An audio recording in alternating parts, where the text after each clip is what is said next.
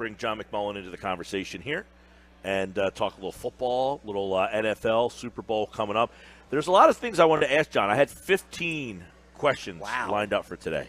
I don't have 15 questions. No, I do. Okay. Hey, John, how are you, friend? Well, first I have a question. What products did Turley give you? It was supposed to make me look more muscular. Okay. I gave him to Josh, and I don't think Josh has ever worn them. I said, Josh, I got something for you from the Super Bowl. I gave it to him. I've never seen him wear it. Yeah, Kyle's known for something else. That's why I asked. Oh, okay. Well, he was very nice. His wife was extremely nice. Everybody's nice at the Super Bowl. Everybody's happy. Radio Row. It's probably not going to be, it's going to be exciting because it's not going to be as scrunched up in front of Shake Shack this year. That'll be good. Yeah, I know last year we were in the mall food court. That's where the Radio Row was last year. But this year, a lot different situation. So, I was reading this article from Dan Graziano, who did these 100 100 different things. But he came up with 15 stories that will shape the NFL over the next 3 to 4 years. And I found some of them to be interesting because there's some things that you and I and Eitan and Jeff, we've talked about a lot over the last, recently. But one of the main ones that he mentions on here, and we talked about this, earlier in the week, is about the officiating, obviously.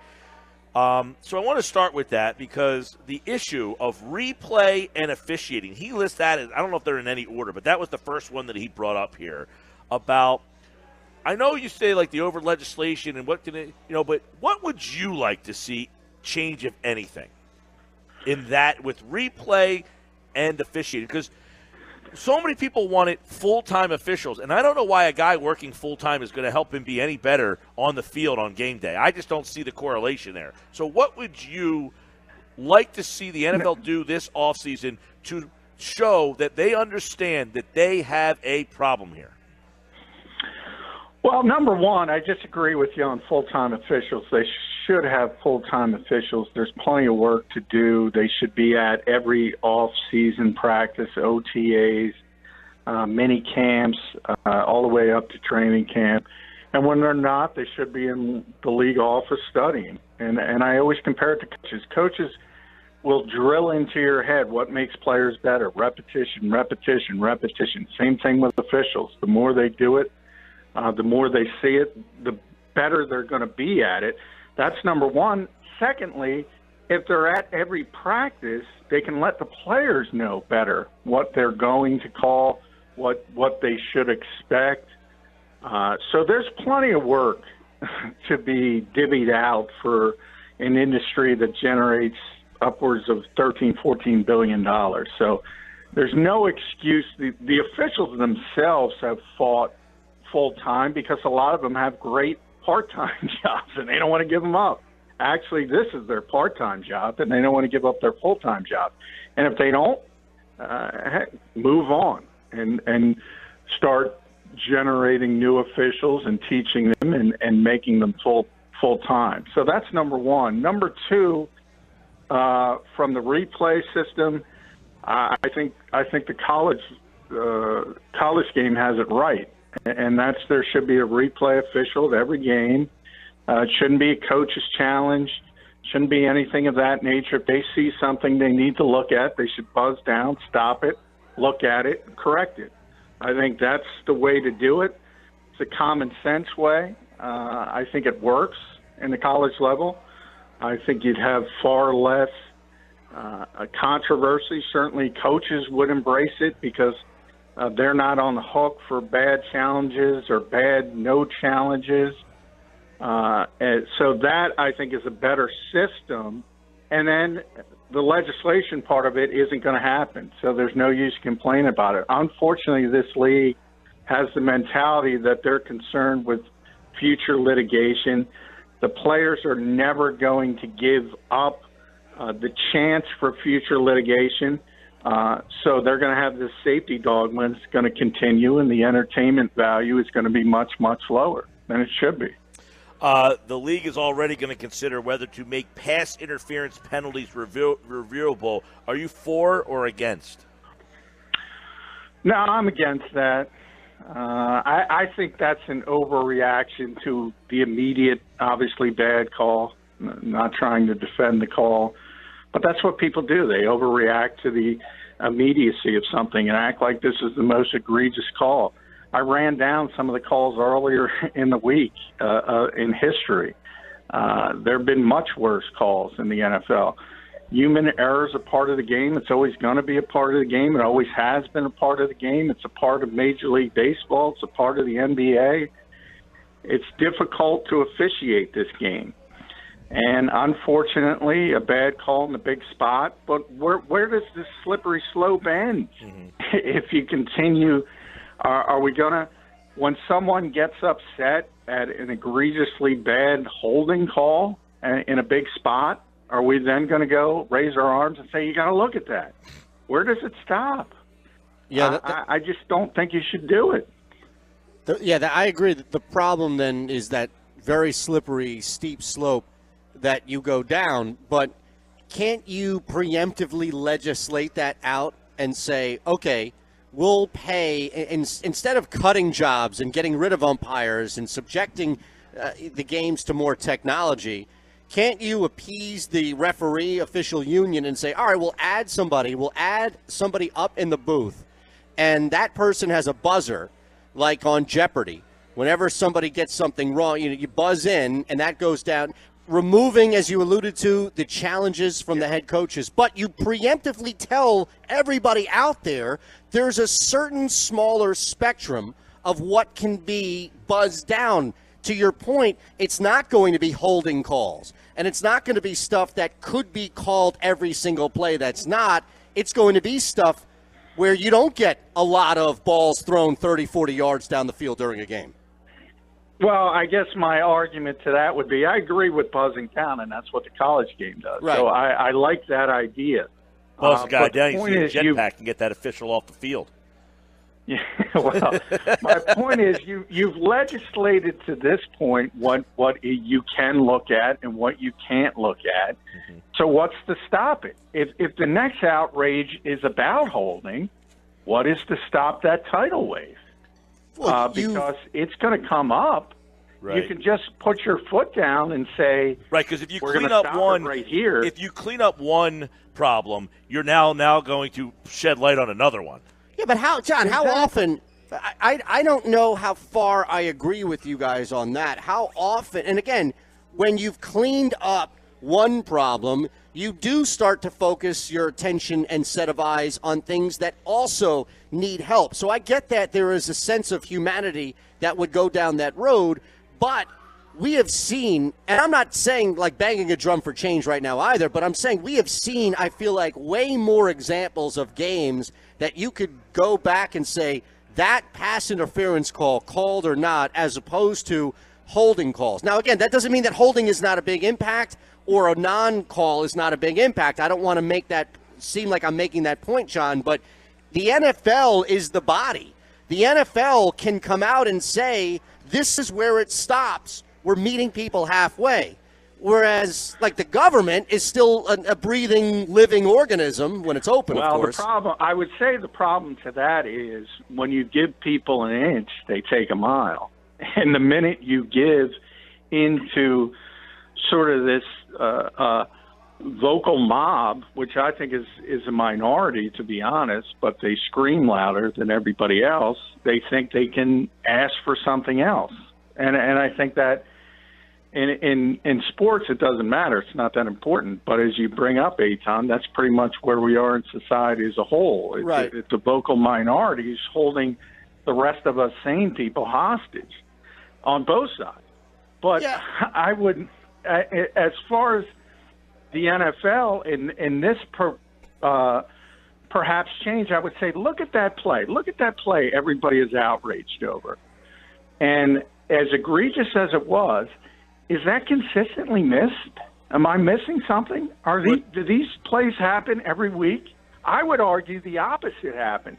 And there's more ticky-tack pass interference calls that go against the defense that shift the game the other way.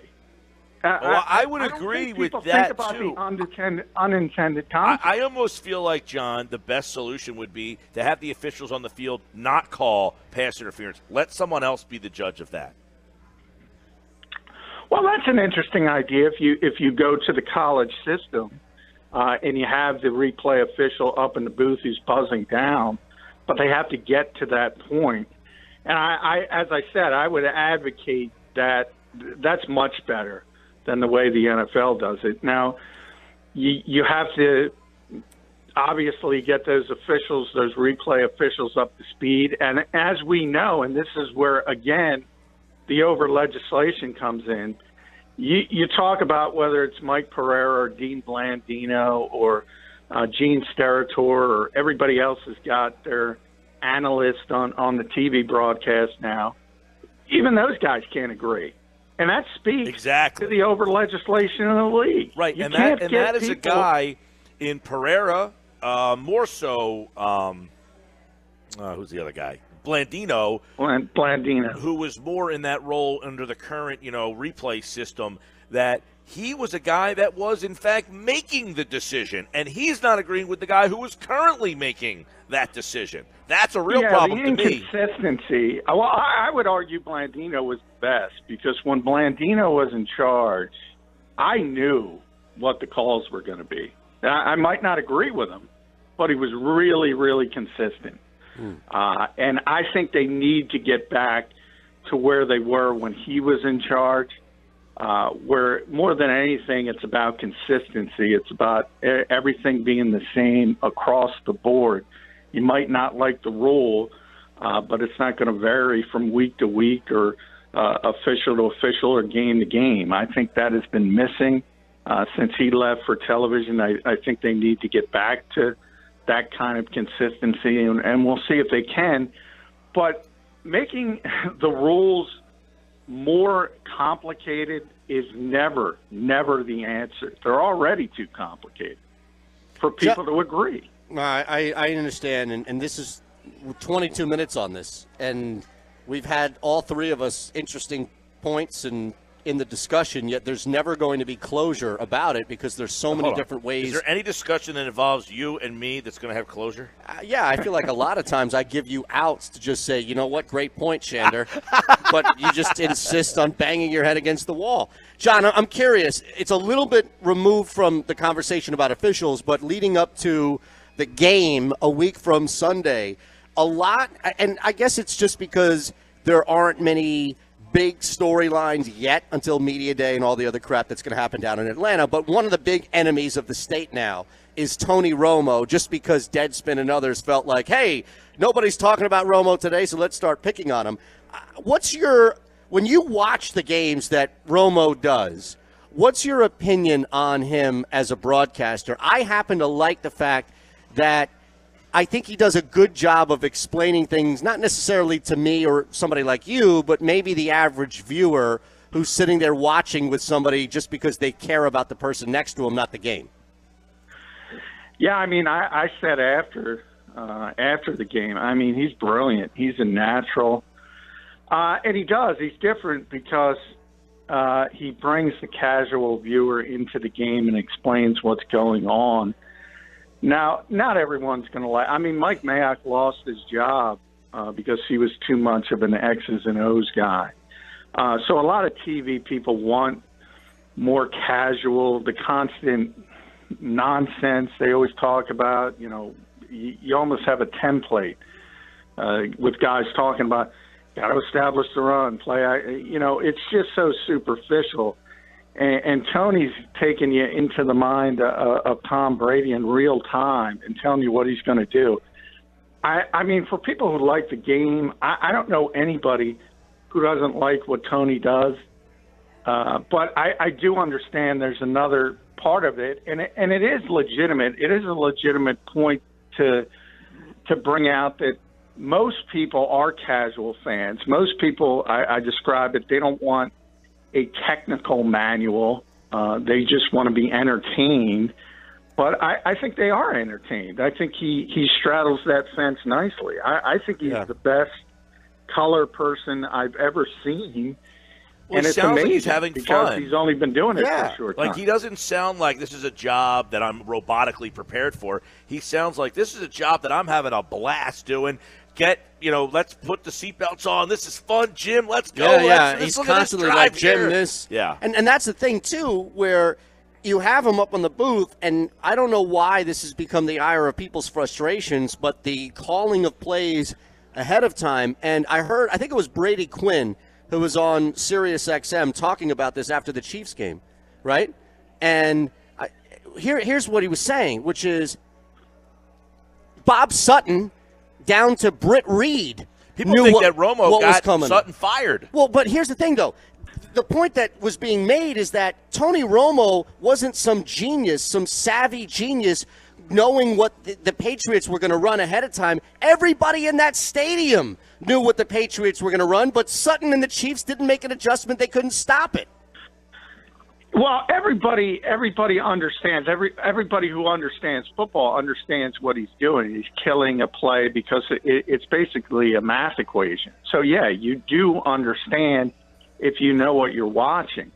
As a coach, the difficulty is teaching that to your players and making them prepared to do it. When he adjusts, you have to adjust, and that's what the Chiefs had difficulty in. So the teaching part, it's not like Bob Sutton doesn't know what's going on. He knows what's going on. No, but he just couldn't stop it. You have to impart that to your players on field, and they have seconds to react. Yeah, I mean, and it's not easy. Right. But as far as people, I mean, and for whatever reason, people are jealous of Tony's success and pointing out that, it's not that hard to figure out the math equation. But, hey, nobody else has done it. Nobody else does it in the booth. So, I mean, I don't think that's fair to criticize. Well, they're picking the wrong guys. They're putting Jason Witten up there. He stinks. Well, yeah. I mean, you as you guys know, being on the radio all the time, you can have great thoughts, but if you can't immediately get them out and get them across to the people, it's not going to help you doing a radio show. By the way, John, I told you my girlfriend said you're her favorite. Another one. John McMullen. He is. That's what she said. Week. John McMullen is my favorite. That's what she told me. And I said it the other day. I don't think I told you, but she heard me say it. I don't know if she's listening right now, but she said, "Did you tell him that?" So today I'm telling you that you're her favorite. Well, I appreciate that. And obviously she's got good taste in at least one aspect of her life. But thank you for coming through with your birthday promise of appearing on my show today. Now, Mike's What'd you get Mike for his birthday? This appearance on the show. He said my appearance is your present. I thought you were joking. I got 15 questions tomorrow for John. I'll get to those tomorrow. And we'll see you in Atlanta, right? Yes, you'll be there. Yes, I will be there. Now, are you going to do your hits live on Radio Row with us, or are you going to call them in because you're busy? Usually in the Super Bowl, there's so many people, I don't get a chance. So that's up to Mike and Jen, and I'm hoping to be on Derailed with Eitan and. You're damn right. You're damn right. We're getting. Can we all be on that show together? No, we're going to do like two separate shows. We're going to do like one Derailed a day. All right. We'll get Gil on. We'll get McMullen on. I'll see you, John. All right. See you guys.